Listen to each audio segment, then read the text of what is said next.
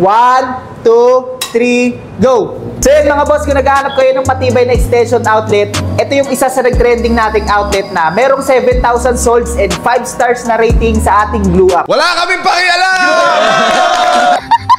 Testingin natin kung gaano nga ba katibay itong ating Bull Unbreakable outlet na 5 years na nating gamit versus dito sa tinakpan natin yung brand 1 year nating gamit. So yun guys, gagamit tayo ng baseball bat para pan-testing dito sa mga outlet kung gaano ba sila katibay and 5 beses natin silang papaluin. So, okay, ready ka na ba pre? Ready na. Game 5 palo, malalakas ha. Walang cut to guys, panoorin nyo mabuti. 1, 2, 3, go!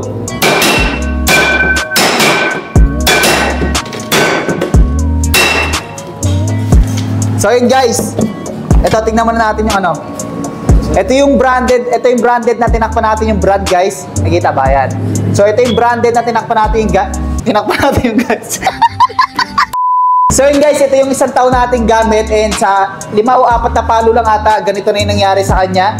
Yeah, branded din yan ha. 120 pesos po yung bili natin dito. 3 gang and wala pa po siyang kasamang plug. So yun, nakita nyo naman guys kung ano yung nangyari sa kanya. And then, tingnan naman natin yung ating Bull Unbreakable outlet na gamit natin ng 5 taon. So yun guys, ito yung 5 years nating gamit na extension outlet na 5 beses nating pinalo. And ang brand nito ay Bull Unbreakable. Halos walang nangyari sa 5 palo na ginawa natin. Ganun pa rin.